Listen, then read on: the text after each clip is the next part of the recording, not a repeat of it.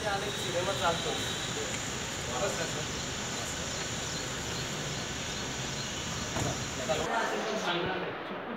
हो. हो हो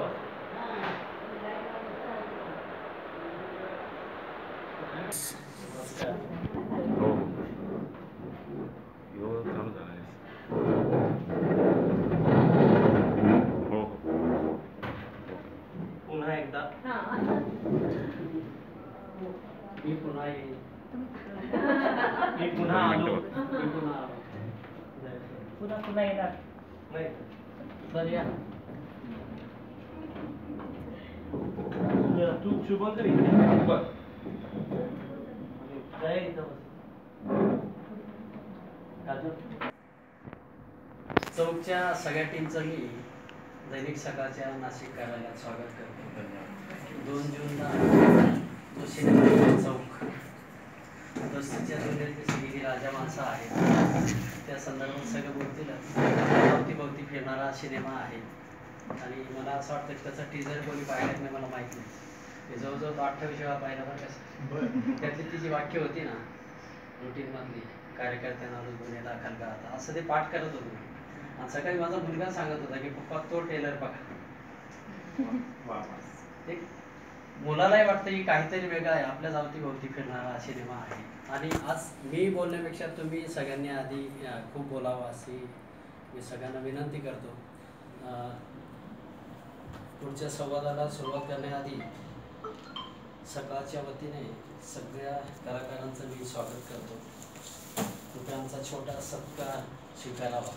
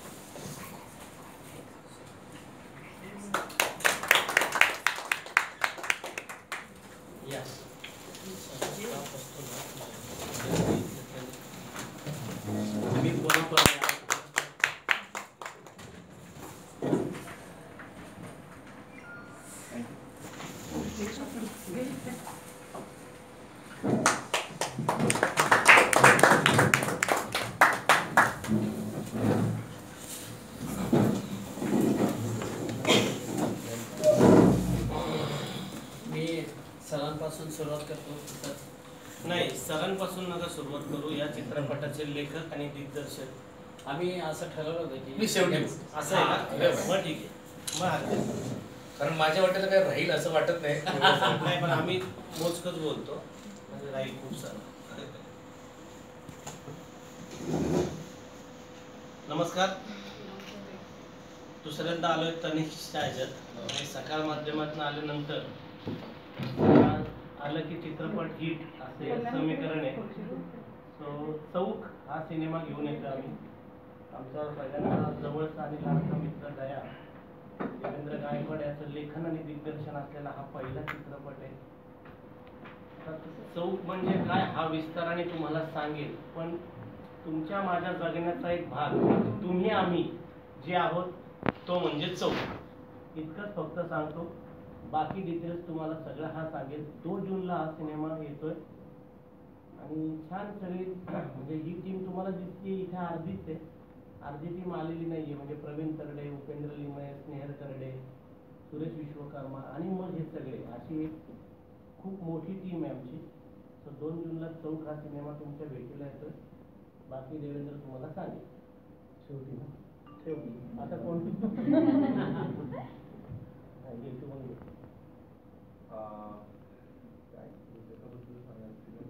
आत्ता सिनेमाबद्दल ठीक आहे. मी एवढंच सांगतो की चौकातल्या माणसांसाठी तयार केलेला चौकातला चित्रपट आहे. आम्ही 2 जून पासून प्रत्येक चौकात असणार आहोत. तुम्ही पण या आणि तुमच्या चौकातल्या लोकांना घेऊन या. धन्यवाद. 2 जूनला चित्रपट रिलीज होतोय. माझं नाव अक्षय टंकरे आहे. मी बाल्या नावाचं पात्र साकारलं आहे चित्रपटात. सो तो 2 जून पासून तुम्ही सगळ्यांनी म्हणजे तुम्ही लोकांना सांगा, कारण खूप चांगलं माध्यम आहे तुमचं आणि सकाळचं नाव खूप मोठं आहे. तर तुम्ही पोहोचवलं तर नक्की लोक येतील आणि चित्रपट बघतील, कारण अत्यंत रियालिटीला धरून चित्रपट लिहिलेला आहे आणि तो आम्ही अत्यंत हिरिरीने केलेला आहे सगळ्यांनी जीव ओतून. कारण ते म्हणल्याप्रमाणे दयाची पहिलीच फिल्म आहे तरी त्या फिल्मला त्यांनी 6 वर्ष घेतली. म्हणजे ती प्रोसेस आहे कम्प्लीट आणि ती लिहून त्यांनी इतकी शेवटपर्यंत त्याच्यावर काम करून करून फायनली हे प्रोडक्ट बाहेर आलेले चौक म्हणून. त्यामुळे त्यांनी जे आत्तापर्यंत बघितलेले तो ते आमच्या सगळ्यांना घेऊन त्यांनी ते स्वप्न त्याचं साकार केलं. त्यामुळे तुम्ही नक्की 2 जूनला बघा, तुम्हाला चित्रपट नक्की आवडेल. नमस्कार, मी किरण गायकवाड. माझा सुद्धा मेन प्रोटॅगनिस्ट म्हणून पहिलाच सिनेमा आहे हा. जसं दयाचा पहिला सिनेमा आहे तसा माझाही पहिलाच सिनेमा आहे. पण आत्तापर्यंत वेगवेगळ्या भूमिका केल्या मी टेलिव्हिजनवर, त्याच्यावरती जेवढं प्रेम केलं तेवढंच यावर पण होईल अशी माझी अपेक्षा आहे. कारण हे कॅरेक्टर तितकंच जनमानसातलं आहे. प्रत्येक चौकामध्ये तुम्हाला सनी दिसेल. सनी शिंदे असं त्याचं नाव आहे. प्रत्येक चौकामध्ये तो मुलगा दिसेल आणि ज्याला दिसला नाही तर त्याने कधीतरी आयुष्यात तो अनुभवला असेल. तर असं काहीतरी सनी शिंदे आहे आणि चौक म्हणजे मला असं वाटतं की आरसा.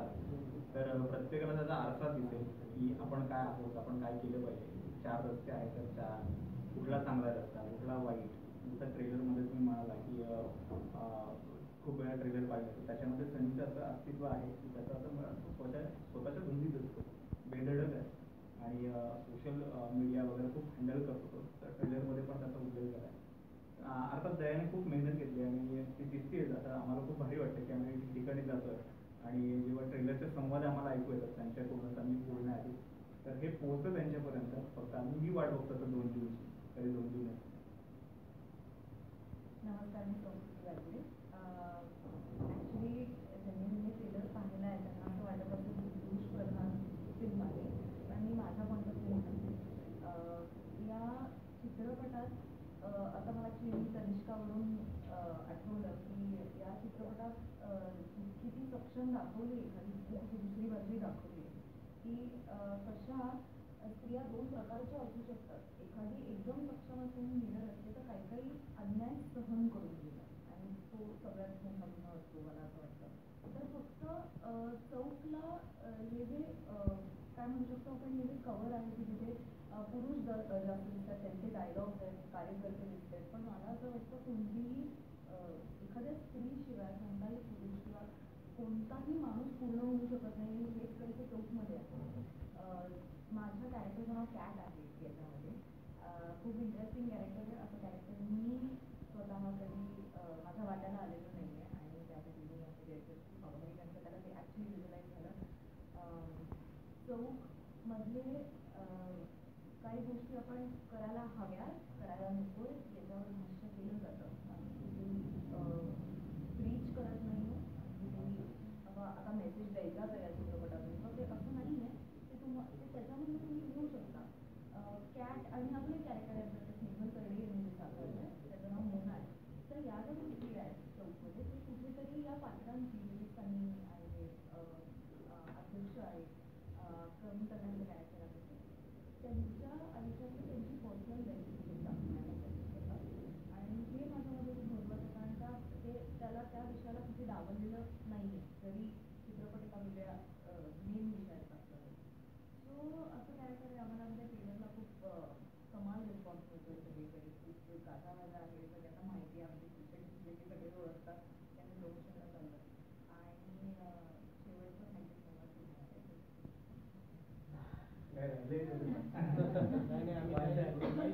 माझ्यापर्यंत काय राहतच नाही. एकतर मी सगळ्या जमत खूप खूप मला धन्यवाद दुनियामध्ये विचार दिला आणि तरी सगळं काम मी तर खूप जवळ बघतो आहे आणि खूप सहभाग असतो खूप कार्यक्रमांमध्ये.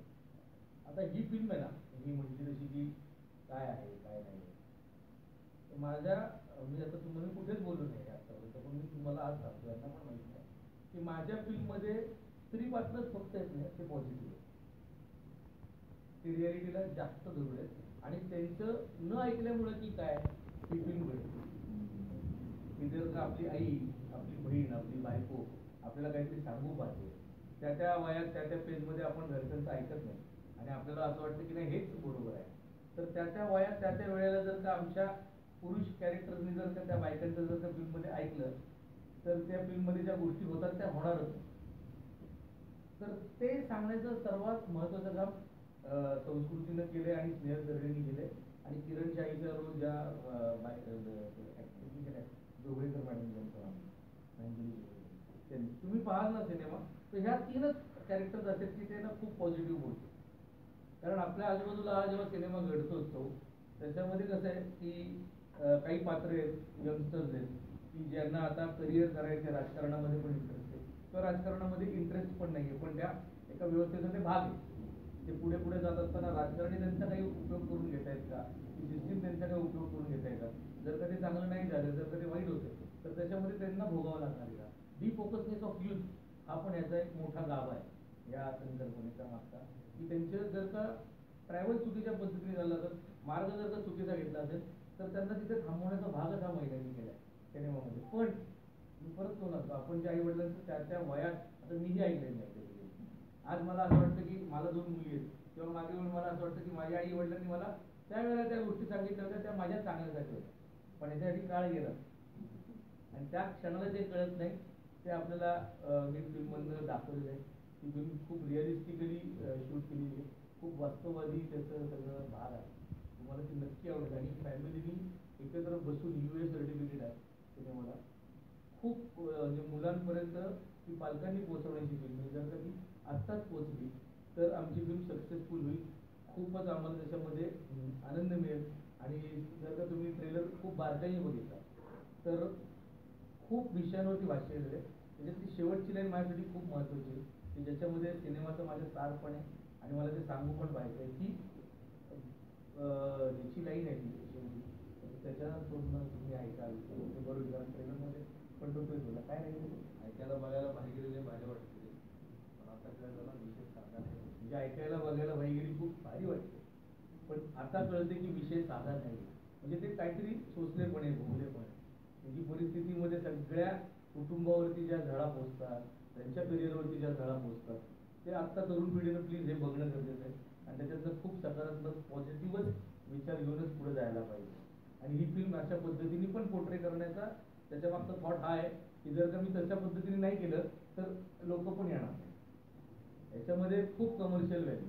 मी जर का आर्ट फिल्म बनवायची असेल तर मी आर्ट फिल्म पण बनवली असते, पण लोकांना जर आता एवढा दिवसाचा स्ट्रेस असतो, तणाव असतो, त्याच्यातनं काहीतरी एंटरटेनमेंट ते शोधत असतात आणि मी पण परत तुम्हाला तिथे येऊन दुःखीच करत बसतो तर त्याच्यात काही मजा नाही. आपल्याला कुठेतरी आनंद पण शोधता आला पाहिजे, पण तो अशा पद्धतीने मी दुःख, आनंद, सुख सगळं दाखवण्याचा एकत्र प्रयत्न केलेला आहे आणि खूप मनापासून केलेलं आहे. तुम्ही नक्की ती 2 जूनला ती थिएटरमध्ये जाऊन बघा, आम्हाला खूप बरं वाटेल तुम्ही. धन्यवाद.